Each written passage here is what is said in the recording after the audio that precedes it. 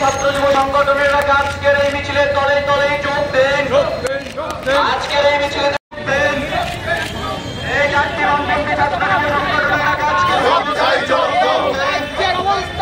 আজকের মিছিলের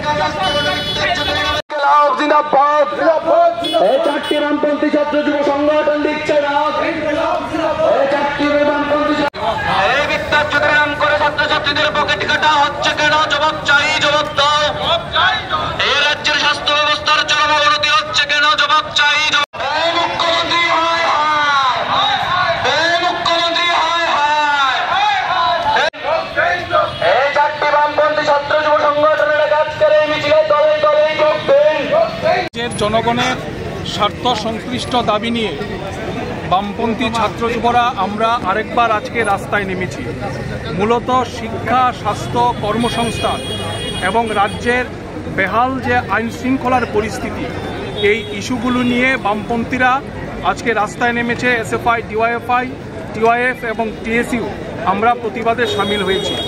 আজকে আমরা লক্ষ্য করছি যে আমাদের রাজ্য ত্রিপুরা ন্যায়ের রাজ্যে পরিণত হয়েছে।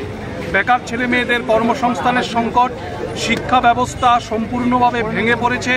বিদ্যাজ্যোতির ফলাফলের মধ্য দিয়ে রাজ্যের শিক্ষানুরাগী মানুষ, অভিভাবক মহল সম্পূর্ণভাবে উদ্বিগ্ন। স্বাস্থ্য পরিষেবার ক্ষেত্রে আমরা দেখছি রাজ্যের প্রধান রেফারেল হাসপাতাল, জিবি হাসপাতাল সহ রাজ্যের সর্বত্র প্রয়োজনীয় ওষুধপত্র পাওয়া যাচ্ছে না। চিকিৎসকের সংকট, নার্সের সংকট এবং যেটা উদ্বিগ্ন হওয়ার মতো ঘটনা, আগরতলা শহর এবং তার আশপাশ এলাকায় এমনকি সমগ্র রাজ্য জুড়ে চুরি, ডাকাতি, ছিনতাই ভয়ঙ্করভাবে বেড়েছে। আগরতলা শহরের উপকণ্ঠে শুট আউটের মতো ঘটনা ঘটছে। ফলে এই যখন রাজ্যের অবস্থা, তখন রাজ্যের মন্ত্রিসভা ব্যস্ত আছে পশ্চিমবাংলার লোকসভা নির্বাচন নিয়ে, শাসক দলের প্রধান ব্যস্ত আছে বিবাহ বার্ষিকী উদযাপনে। ফলে মানুষ রাস্তায় নেমেছেন, রাজ্যের মানুষ উদ্বিগ্ন। আমাদের রাজ্যকে বাঁচাতে হবে। রাজ্যের আইন শৃঙ্খলার পরিস্থিতি থেকে শুরু করে শিক্ষা, স্বাস্থ্য, কর্মসংস্থানের যে বেহাল দশা, তার হাত থেকে রাজ্যের মানুষকে রক্ষা করবার এই দাবি নিয়ে আমরা আজকে প্রতিবাদে সোচ্চার হয়েছি। সমস্ত অংশের মানুষের কাছে আমাদের আবেদন হচ্ছে রাজ্যকে বাঁচানোর জন্যে, রাজ্যের ঐতিহ্যকে রক্ষা করার জন্যে সবাইকে এই আন্দোলনে